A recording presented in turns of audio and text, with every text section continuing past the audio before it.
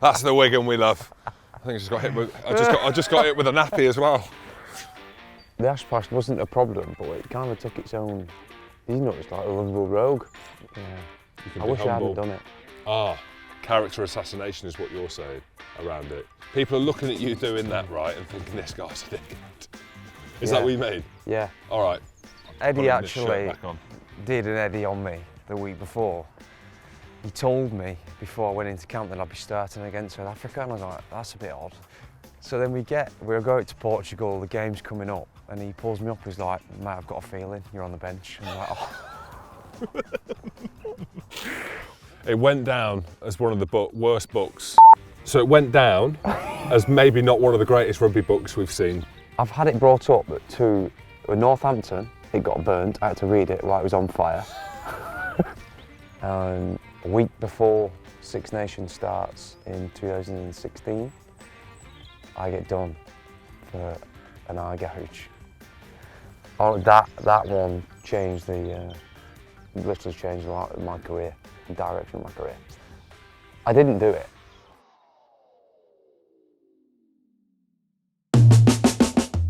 In this episode of Rugby Roots, I'm joined by former teammate and lovable rogue, Chris Ashton. Chris has spent his career doing two things, dividing opinion and scoring tries. We caught up in his hometown of Wigan to look back on his incredible career so far, which includes playing for 8 clubs across both codes of rugby. Right then, Chris, finally, we're in Wigan. It's been a long time coming. We spoke about this for years, Ashy. Now, there's a slightly different feel to where we are right now, but it would have been a different conversation had we done it before tonight. What's it like coming home though, Ashy? You've been on the move a lot recently, which we will get into and talk about. Is this home? Does this feel like home? So when you come home, is it a bit of a release still, or is there some bad memories, good memories? It's nice to come home and see my friends still and see family. I don't know if it is home anymore. I've been away that long. I hadn't been to that many places. We've lived in that many places now. It's hard. We've not settled. So we're at the moment we're in Northampton, where my wife's from. So I'm not sure. I'm not sure if this is home anymore. What did it give you, a place like Wigan? I always have this thing, and I know we take the piss and joke about it sometimes, salt of the earth and all that, but genuinely, guys from up this way, from up north, there's a hard edge to lads that come from here, the rugby league, maybe the more working class. Is that right in saying that? Is that true? Yeah, definitely. I don't know if it's the rugby league is such a big part of this part of the country that everybody wants to play for their hometown. That's all I ever wanted to do when I was a kid. It was all my dad ever wanted to do when he was a kid, and it's just passed down. You want to play for Wigan, and I'd have done anything at the time to get that, and thankfully I did get an opportunity. The Wigan club, I was in Wigan, set up from about 13 years old, and Sean Wayne, who's the England coach, was actually the guy that found me and took me in, and I had him as an academy coach at Wigan. So I was always part of the process, and I think that's something very different they do in rugby league as well, is they get people in and commit to them from a young age, and you're all part of it. So I went through that process and ended up, playing first team in the Wigan. The change came about initially. Maurice Lindsay didn't want to give me a decent contract. Maurice Lindsay? Maurice Lindsay. Who was he? He was the old CEO at Wigan. Ah, okay. And Leicester came to watch a game at Leeds. They were the first people involved. Simon Cohen. Simon Cohen. The old Man United. Simon Cohen was the first guy to get involved, and he came watching a game, and then it just evolved into me giving it a go. And I mean, there was a significant increase in wage, don't get me wrong, but the opportunity of living somewhere at Wigan, never been to university and like that, just exploring life a little bit more, was something that I might never have got the opportunity to do again. So I took it, and if it went wrong, I was young enough for me to be able to go back. And it was hard. It was a hard transition. I think we've seen players try and do it and probably not been as successful as good a players they are in league. They've struggled in rugby union. Might have been because of the help they've had all the time they've had put into them, but it's a hard transition. The games are so different. Nothing's natural, and it took me 2 years to fully understand what was actually going on. Some have done it well. Let's just talk about a couple of players that have transitioned from league to union well. Obviously the headline one would be Jason Robinson. Yeah. So let's talk a bit about him, and then I suppose the other headline one that probably, or not probably, a lot of people would say definitely didn't transition well. I think he needed more time, but Sam Burgess. Yeah. Jason, I'd actually love to ask him how he did it. I don't know if it's because he's such a freak of a player and the rugby union just gave him more time than he had in rugby league. He was able to do what he did much, not easier, but had a much more effect on games because he's such a freak of a player. So I think he's a one-off. But he's quick. I suppose quick is quick regardless of where you go. I only played rugby league for 2 years, pathetic really. He was so successful in rugby league and then so successful in rugby union. It's a one-off, so I don't know if we can include him. He's that good. Yeah. But Sam Burgess is definitely an example of it being fast-tracked and not having the time to really understand what the difference is in between the two games. He was just thrown straight in. Playing games is like ridiculous rugby league player, but the technical side of rugby union is where he got caught out a little bit. And the position drama and all that kind of stuff, which is a difficult thing. If you're a prop in rugby league, to come over to rugby union, where do you play? And which was with a major sticking point. But from my time with Sam, him as a person and a leader he's one of the best that I've come across. Do you think with someone of Sam Burgess's profile and everything that happened with that is maybe a reason why we're not seeing as many players now? Because when I look at rugby league, right, and I look at the evolution of rugby union, you need hard, powerful, 6'3", 6'4", perfect sized players, which Sam Burgess was. Yeah. And players would be looking from rugby league and looking at someone like him who was so high profile, and the media just didn't want it for whatever reason.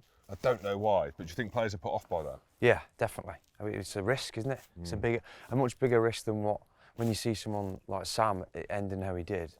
It's a risk for everybody. Why would you do that when you can potentially go and play in Australia now? And be mates with Russell Crowe. That's an added bonus.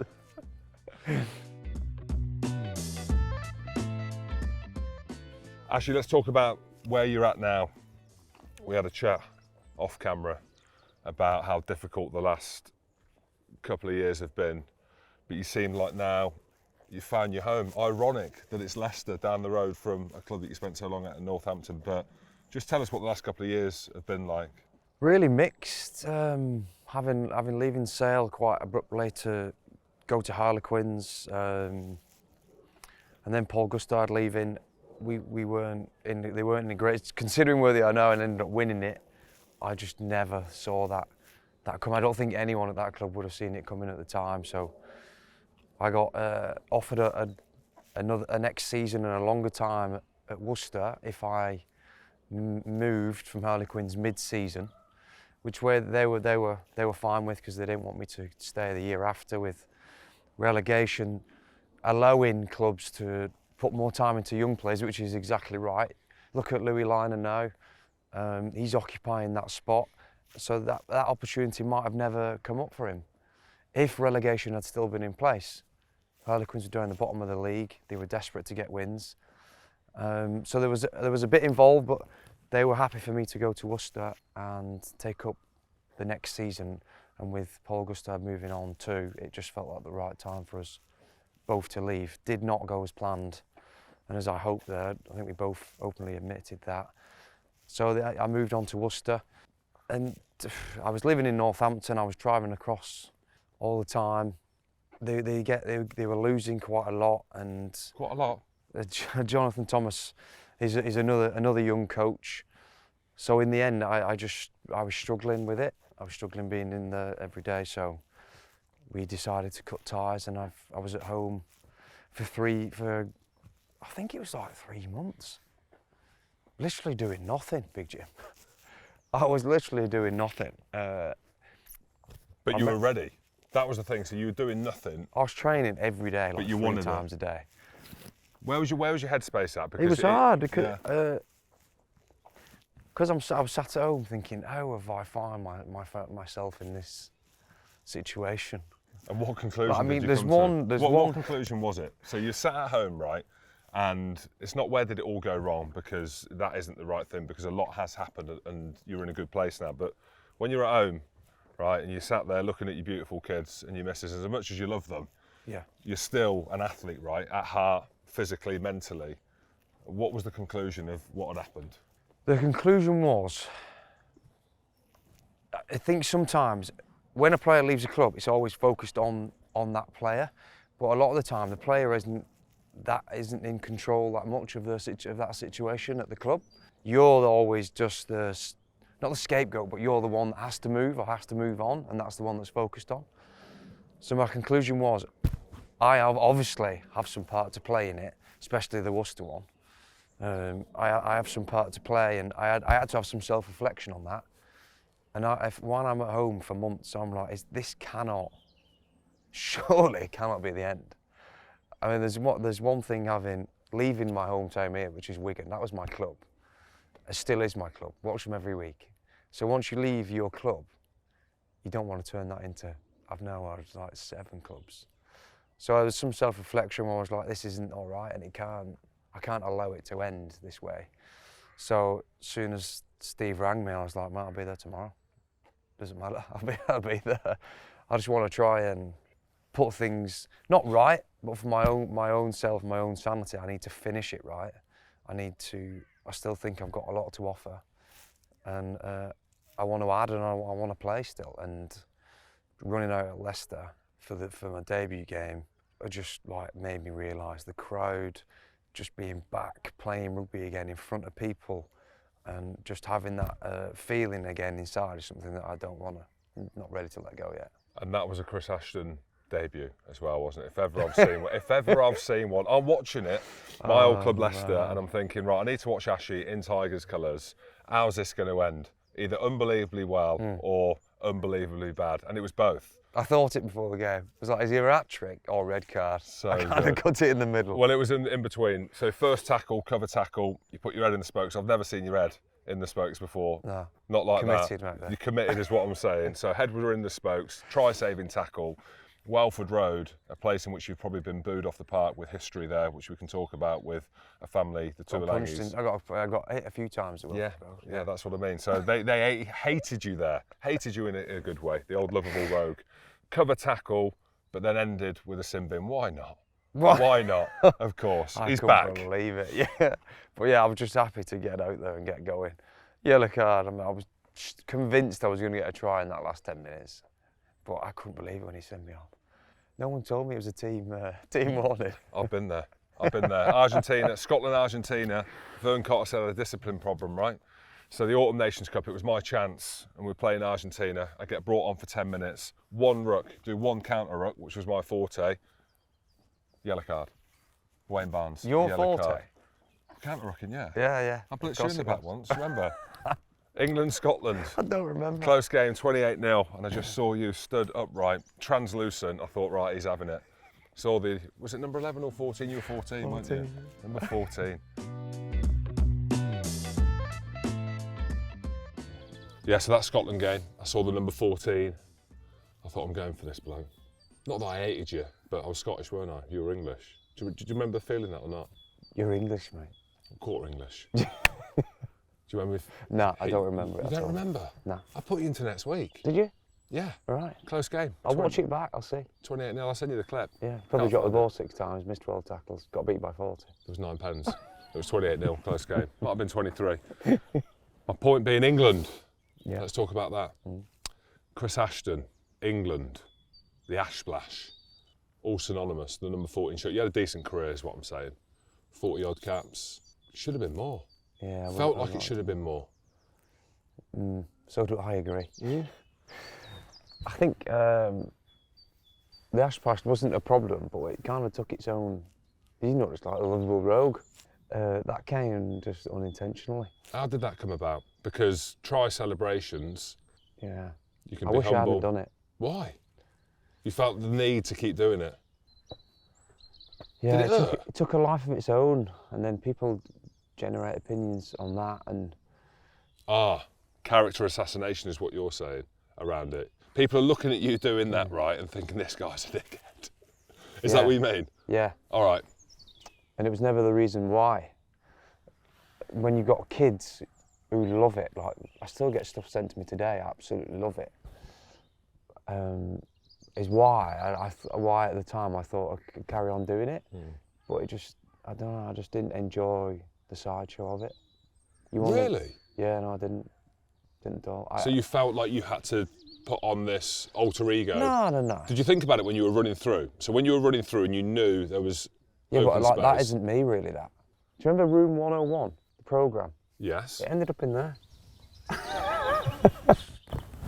Tell us. The guy who used to run Countdown, Nick Hewer, he was on the show and I was just sat at home watching it. Up pops me.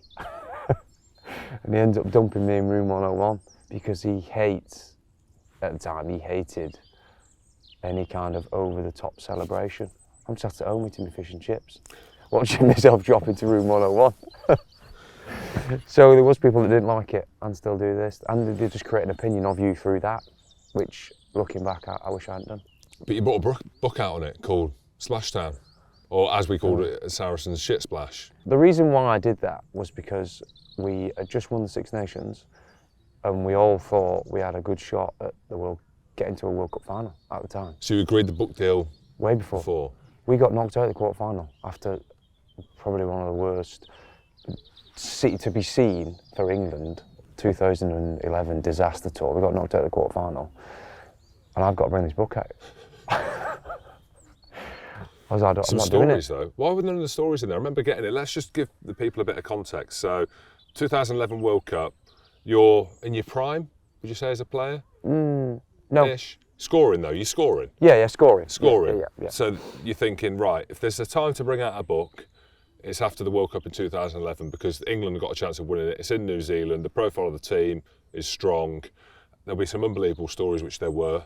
Yeah. And you're going to bring out a book called, what was it called? Ash Splash or Shit Splash? What was it? I can't remember. Something Splash. You can buy it for £1 somewhere in the shop. It was It's a bookstop. 25p. I saw it in Wigan Books. My mum's roof at her house is like this because they're all just in the loft. Mine is too. Secret Santa every year. Ashley just got a book, bought the Ash Splash book. It's cheaper than kindling, so it starts a good fire. Of course There it you go. does. Where are all the stories? That's my question. So the 2011 World Cup, there weren't many rugby stories in terms of on the pitch, but the drama, why weren't they in there? Because when you go to England, you sign a contract to sign up to being part of the team, and in that contract they can proofread any documentation like that, books or whatever they can take out. So they took all the juicy stuff out, and there was a lot of it. It went down as one of the worst books. So it went down as maybe not one of the greatest rugby books we've seen. I've had it brought up to Northampton. It got burnt. I had to read it while it was on fire. It was a punishment for bringing it out. We were at a court session and I had to read a burning Splashdown book. It was on fire in my hands and I had to read it. And then you bought me some at Saracen's and it ended up turning into a song. George Cruz took extracts of the book and formed a song. The Cheeky So-and-So one. Cheeky So-and-So. How does it go again? She's off to Toulon. He's a Cheeky So-and-So, That's from the cheeky book. So-and-so, she's off to Toulon. And then we put these swear words in there. We probably can't share in here in case there's kids watching. So you bring out the book, it doesn't do well, but after that World Cup, England, so much happened. Martin Johnson was the head coach, obviously an absolute legend, World Cup winning. Put a lot of trust in the players, didn't he, at the World Cup? And we're not going to go over old ground, but it's worth touching on it because it's part of your story as well. Playing for England, under the spotlights, and we know the spotlights, the cameras, the videos, everything that came out of that, it seemed to be a turning point for English rugby. They knew that the old-fashioned way of doing things was not the way forward anymore because of this modern world that we live in and people trying to bring down the English team. Yeah. It's been something that people have always wanted to do because of the arrogance of England rugby. I say that being a quarter English, but the success, my point being. And Stuart did a good job in doing that, in putting the values and the culture back in place. That was what he was best at, bringing the team and the people back together again and joining it as it should have been. And Stuart put all that in place. But why was it not there before, do you think? Because Jono seemed, and you could see with everything that happened, he was successful as an England coach, but... He just didn't have that experience of, he went from player to coaching. I think they actually changed the law. I'm almost certain that they changed the law at that point. Because he didn't, like you say, I'm one of the best players we've ever had. It's very different then to going into coaching and managing all those players and coaches. So yeah, I think they changed it. You have to have certain qualifications to be able to do that job. And then Stuart Lancaster came in after everything that happened in 2011. And there's mixed reviews on Stuart Lancaster. You only have to look how well he's done at Leicester, but you can feel and you get a sense that he was burnt by everything that happened. There were some players that were burnt by stuff that happened. Some have been more opinionated than others, and some people have different opinions on his reign and the pressure that he had around the 2015 World Cup, which didn't end well, and ultimately kind of set out his story in a way, especially in England. And the fact that he's gone to Leicester and done so well, it's almost in the shadows. The amazing thing, I think, how well they've done afterwards. Andy Farrell, he's now got Ireland flying, and he is an amazing coach. 2 Lions tours wins. Stuart has done unbelievable things at Leicester. They all love him. Maybe that it was for the best. What happened? I'm not the person to say that. All I know is I was involved up until the World Cup, and not getting selected. It was heartbreaking for me. It was so hard going through that. The whole process of World Cup, the fitness and the training, everything's involved to come up short. It's hard to take. What's it like missing out? And I say that knowing myself what it's like missing out, but for someone of your character and someone that scores a lot of tries and that divides opinion, but knowing how important that World Cup would have been to you, not that it would have been the last one, but it might have been the last one. How was it in that process? Because I know how hard you worked, we've spoken about it off camera, but how hard you worked to get to the point of going, and with it being, as we know, in England, and how important that would have been for everyone that's been on your journey and everyone's journey that would have played for England. The hardest bit for me to take in that situation was never getting a chance to play. We had a couple of warm-up games before the World Cup started, and that's all a lot of lads are relying on, like, just give me a chance, give me a chance. Because training, you know what training's like. You can only go to a certain point, and you're not showing your true self in training. It's just impossible sometimes. Sometimes they make you play games against each other and stuff. It's never the same, is it? And you can never the same. And you can be the front runner in training, and we know it doesn't matter. No. Like, you can be the fittest, the strongest, and it's usually them that aren't the best players. Yeah. So it doesn't really matter, does it? No, but my thinking was, if I put myself so far in front, then there's no option. I have to be there for some reason. So then to get to the end and not get in, it's hard to get over. It takes a while to get over, but you just got to, that's the way rugby is, you've got to switch focus. And then depending on your age at the time, I think you handle it differently. And by that time, you'd had some ups and downs anyway, so you handle it different and you just switch focus into your club again and just making sure that is a success.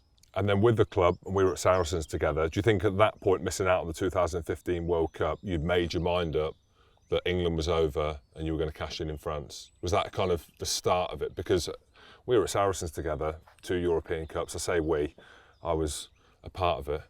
For 4 minutes. For 4 minutes. It was actually 20 seconds. I'll take the 4 minutes in my last year.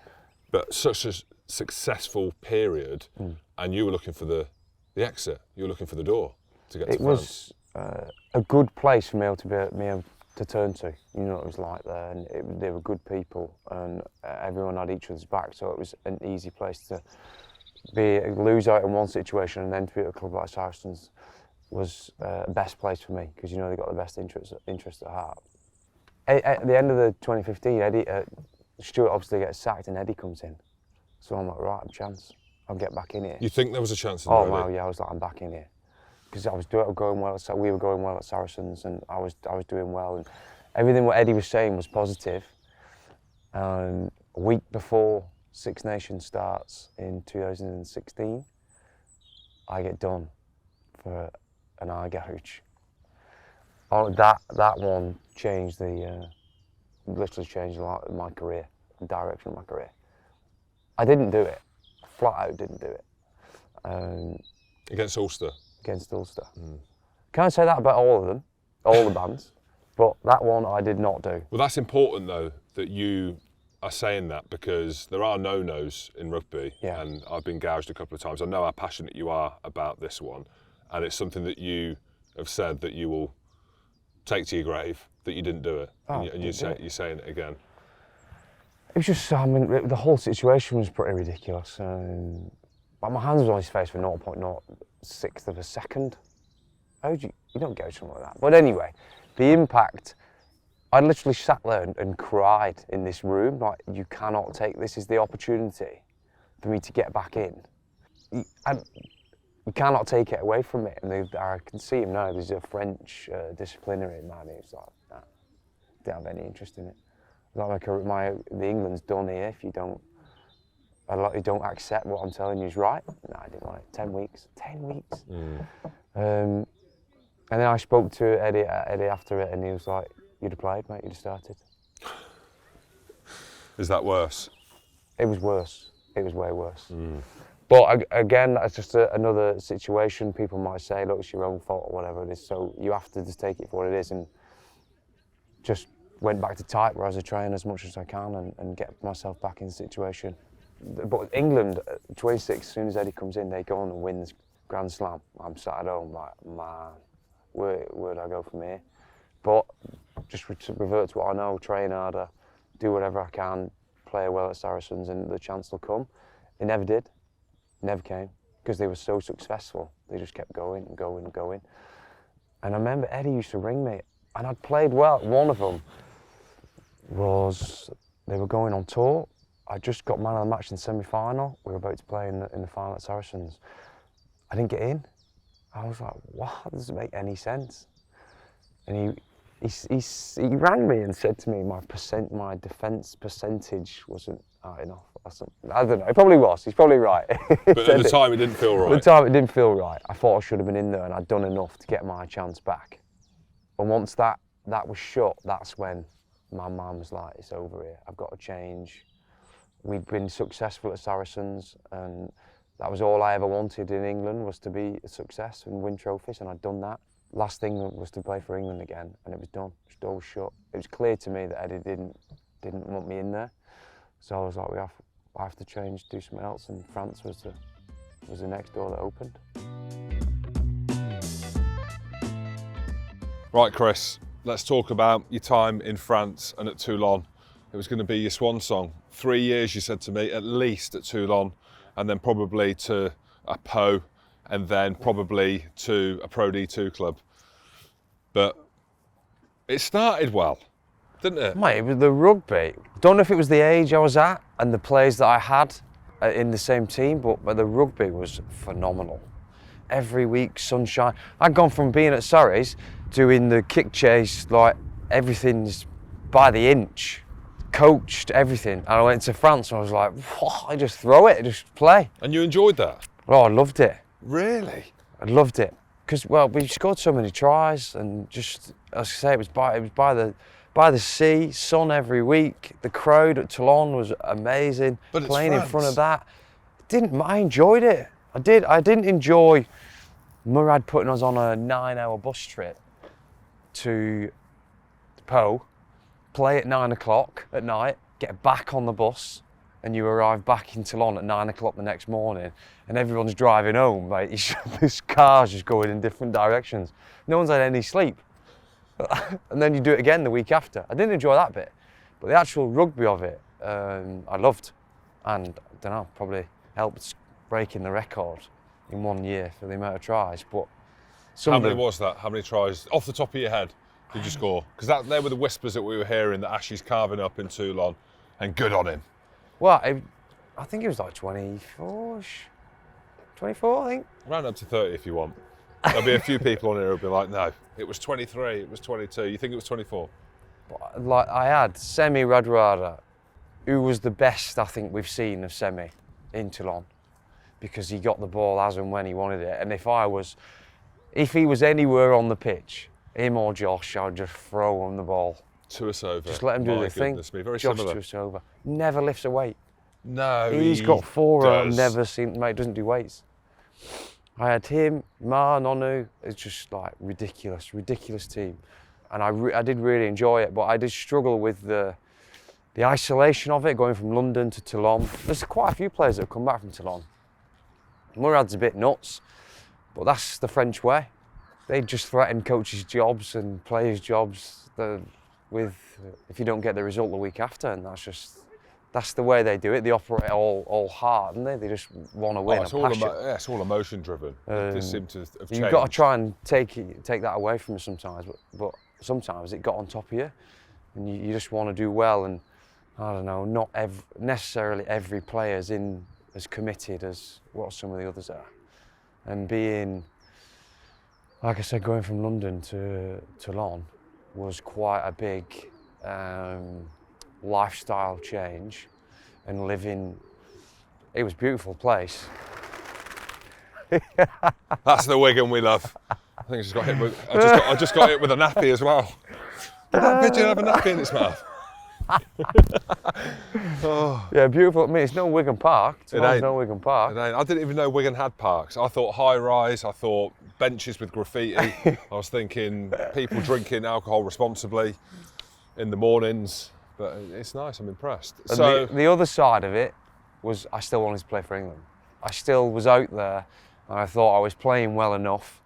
And with me playing that brand of rugby and playing playing fullback a lot as well, I was like, I can still do it, and I want to try and get back and do it.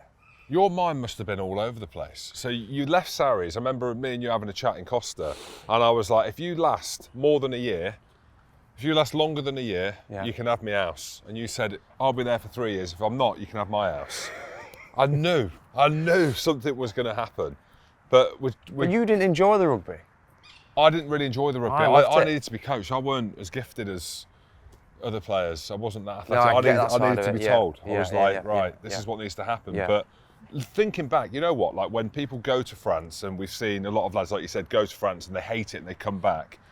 In hindsight now, looking back, I wish I stayed. Even though I went to Sarries, and I wouldn't be doing this stuff if it wasn't for Saracens, but there's a part of me that wish that I kind of just saw it out. I mean, I was only 27, 28 when I went. I think it's the first 15 months are the hardest. Once you get past that, you're into it. You're into their culture. You're into their way of life.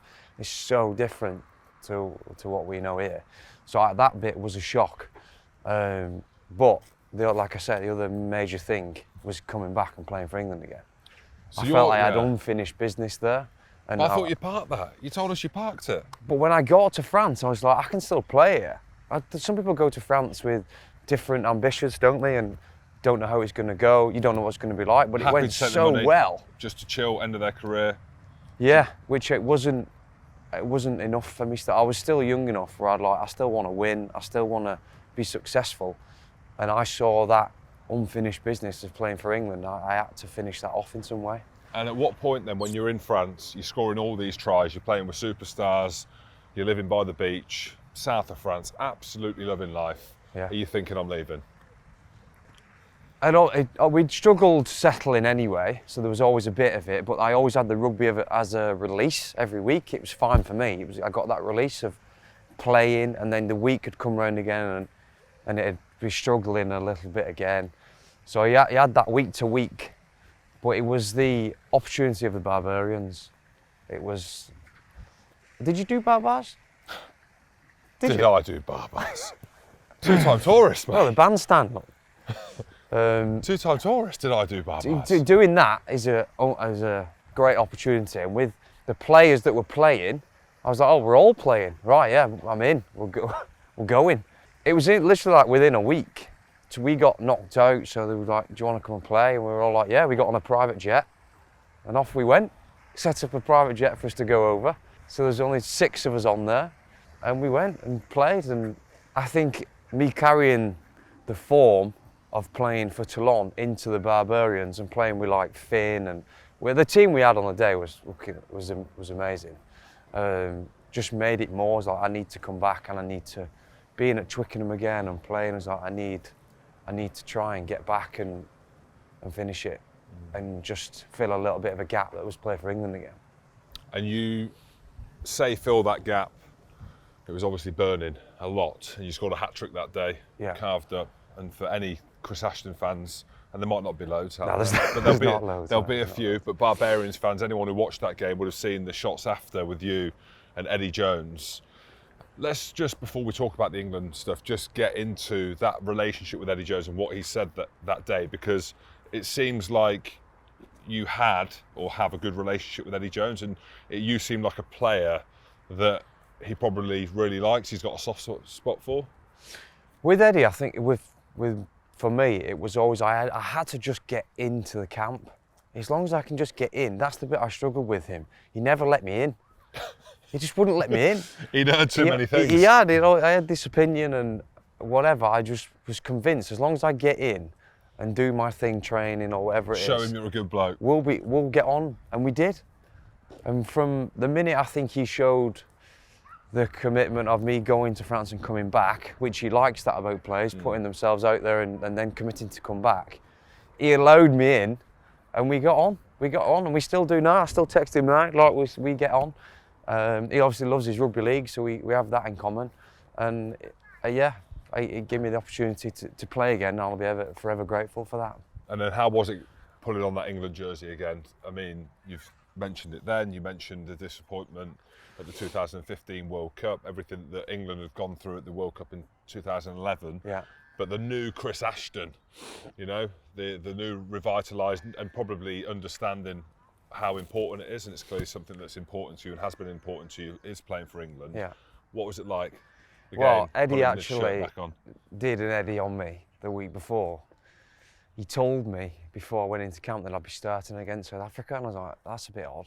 He's told me 2 weeks before that I'm going to be starting, but all right, I'll take it. I'm in here, I'm back. So then we'll go out to Portugal, the game's coming up, and he pulls me up, he's like, mate, I've got a feeling you're on the bench. And I'm like, oh. What did you say to that? It's sometimes a coach they'll say, look, you need to do this, that, but if a coach says, I've got a feeling. What, a feeling about what? That you weren't going to turn up? Because I've got a feeling and I'm going to go with Jack. And I was like, there's nothing you can do with that. I've just got to ride it out, go, yeah, okay, it's a feeling. That's how he plays it. So I was gutted. I didn't get a chance to play, but he said I'm on the bench. I was like, all right, fair enough.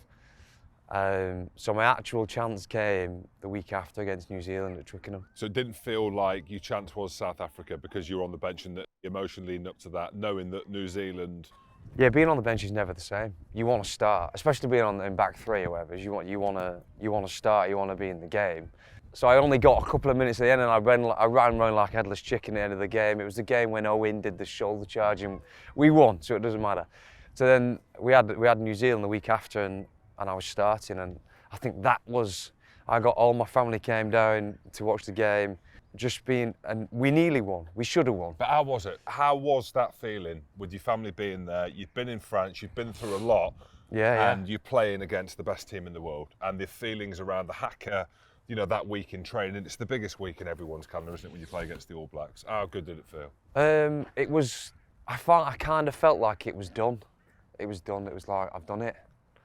To go through getting not picked for the 2015 and then getting banned, having literally my career path changed, of course. I went to France, I'd come back, I'd had a couple other bans. To get back and play against New Zealand, I was like, I've actually managed to do it. I don't know how I've managed to pull it back round, but I have. And the family were there, and I was like, I think that's it. I think I've done enough. And I was just complete with it, and I was happy that I'd managed, just for myself, to turn it around and get back there again. Really? So it was that? Yeah, personal, it was. That was enough? Yeah. It was, because it was just such a long journey in getting back there, and there was a lot of up and downs in between. So to finally do it, I felt like I've actually achieved a lot to get back there and start again and be involved against New Zealand. And then I managed to get a first try in the game. I was like, this is unbelievable. I can walk off, and I'm happy with it.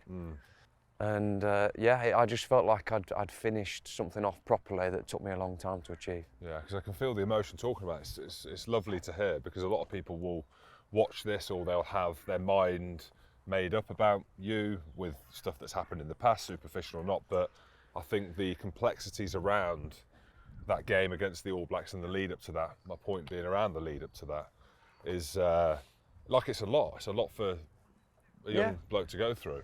You put a lot into it, like, don't you? Commit a lot. Well, it's your job, like, but I think the emotion of part of it, it's the emotional part to it that maybe people don't really see. No, yeah. And people's paths are very different to the top, and a lot happens along the way. So after that All Blacks game, like, what happened then with the whole kind of England thing in your mind? Was it as simple as, like, you scored that try, you played against the All Blacks, and it was like... There was something. It felt different. I don't know, I have no idea why. It felt like I'd done it. I felt like that had been the goal for so long, for years, to get back and actually do it. I was like, is this it? This might be the end of it. And obviously age was catching up on me and stuff. And the training at England and stuff, it's hard. To be at that level, and the level that England I've not been at the moment, but where they're at, the training is hard, and it's a big commitment, being away from family and all that, and it wasn't something that maybe I feel like I could commit to as much as what I had done previously. And with Eddie Jones, takes a bit of stick in the media. He obviously loves it as well, doesn't he? But he is the guy that gave you that final chapter in your England story. How do you feel about him, and how do you feel about some of the opinions that people have on him? Because he does take a hard time, doesn't he? He takes a lot of stick, and he seems to warrant that and want it and take the pressure off the lads. Yeah, he's very good at that. Very good at creating taking, like you say, taking the heat off the lads.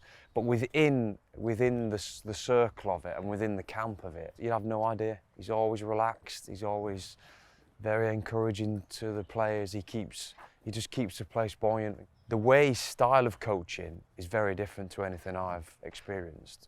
He's a master at getting to the point quickly, or getting the lads to understand how he wants them to play it and how he wants them to play that game and do it tactically, is like no coach I've come across. Obviously he's had a lot of experience in it, but the way he coaches and how he gets his message across is better than a lot I've come across. Yeah, and in terms of his man management, his player management, you hear Haskell talk in really good ways around Eddie Jones. Joe Marler, he's had his ups and downs personally that he has been managed through with England. Eddie Jones has allowed him to do that.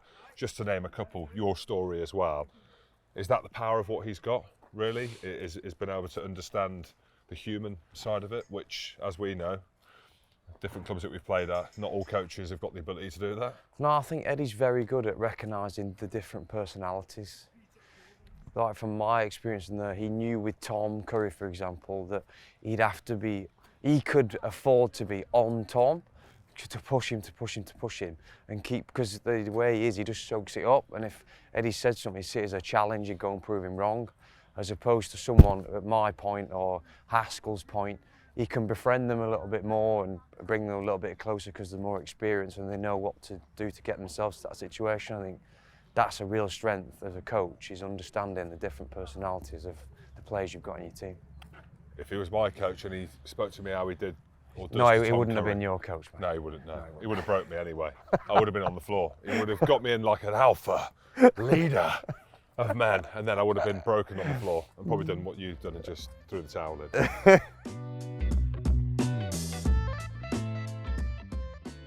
Leicester. Let's talk about Leicester. Yeah. How have you ended up there? I mean, from what I've heard, and this is through the grapevine, and also probably, apart from the ash splash, what you're most synonymous with is getting whacked playing for Northampton against... Whacked? That's it put nicely. Yeah, against Leicester with a certain Manu Tuilagi. I don't think I've ever seen another human been punched that hard. Not just punched that hard, but still standing. How are you allowed to play for Leicester? Have they signed that off? Did they go to Manu Tuilagi and just say, look, we're thinking about signing Chris Ashton. Is it all right with you?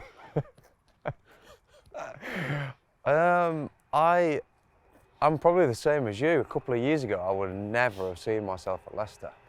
But as we all know, the change that's been taken there since Steve arrived has been dramatic. They've gone from the bottom to the top. And that's how much of a difference he's made. Not that any of that gets talked about, by the way, in the camp. They are not bothered in the slightest by it. They want to just play and win every game that they're involved in. No one's bothered about winning anything yet. They're not getting ahead of themselves. But yeah, to me, to be there on the pitch at Welford Road it's an honour, you know. Like what a club to play for. What the history that's been there, some of the players that have been there, the success that they've had before. Big Jim's been there, Idle. Like, I probably took it for granted a little bit what Leicester was, but being there and just running out a few times, I had no idea the following and the passion that they have for the team. When you're in and out playing from a different team, you're just there to do a job, but to be there day in and have a couple of games, only a handful of games there, it's a big club. I had no...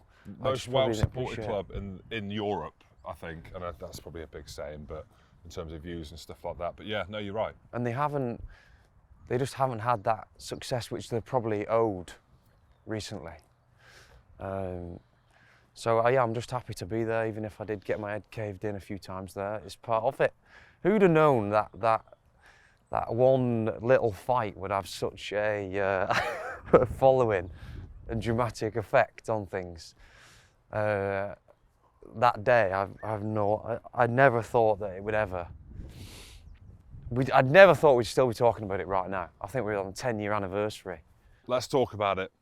Did they let you go, the Toulangis? Did they say you're allowed to come to Leicester? Because I heard that they said you weren't allowed back to Leicester. No, I'm still not allowed. Because it isn't just Manu you've had issues with, it's Alessandra as well, and Andy. And Andy. Yeah. Of course. No issues, we're all friends. You know, like, they don't think like that. Yeah. A week after Manu giving me 10 stitches in each eye, we were in England camp together, and I was like, man, Chief, what do you think? He was like, all good, bro. I'm sure it's all good. I'm sure it's all good from his point of view. We've got the police ringing me. Do I want to press charges? No, mate, all good. Okay, yeah, fine. No, that's what they're like. They're fine. I did get told that I should never go around Leicester again. And who told you that? Just a phone call or a text message from... Well, that's fair enough. But you know what? I will never go out in Leicester. Just to be clear. No, I won't. I'll stay safe. Stay safe in Wigan.